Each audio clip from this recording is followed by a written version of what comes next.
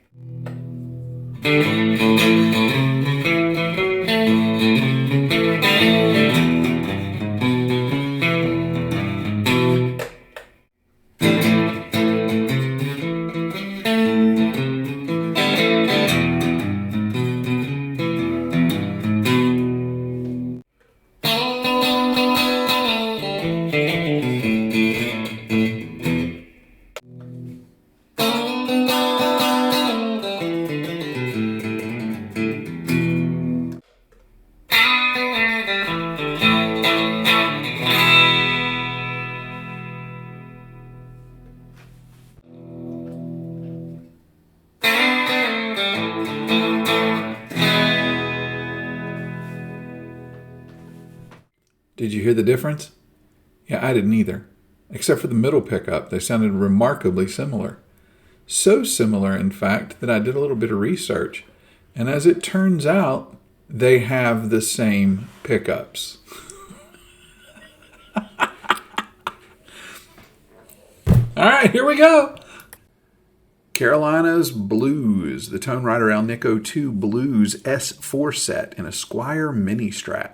I decided this time to go ahead and lay out all my tools. Of course, since I plan the way I plan, I put out too many tools and put away some that I would actually come to need later. But that's okay. That's how I do things. I plan and then don't follow it.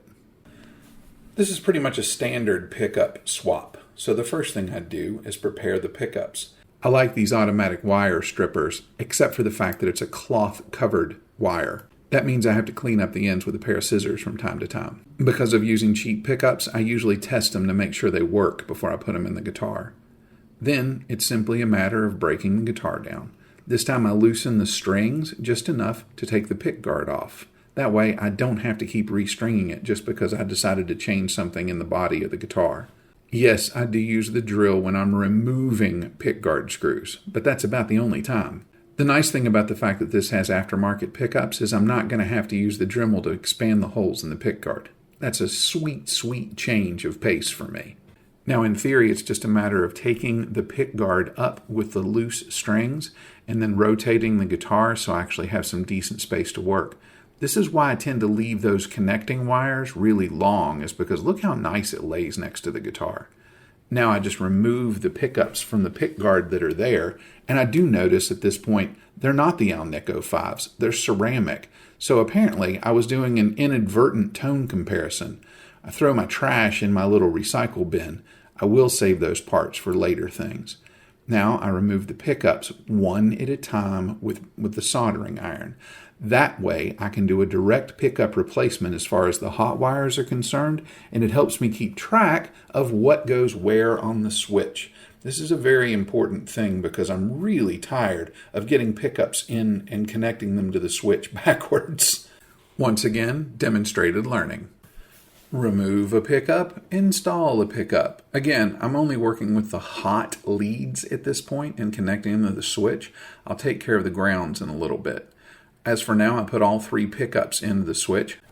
And this is demonstrating wisdom by reading the directions to make sure that I actually hook the pickup up correctly.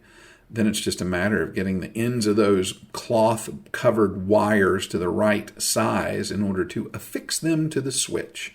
Then a light touch with the soldering iron and a little bit of solder, and they should be held in place relatively strongly. I don't need the sleeves. I don't need the heat gun. But don't they look nice on the table? And now the important part.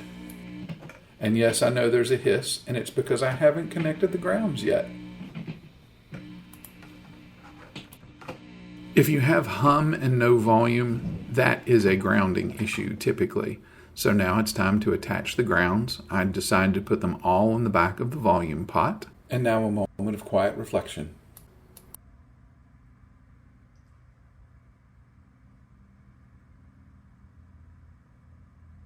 Taking my time and barring any major mistakes, this takes about an hour and 15 minutes or so. And then we get to the click.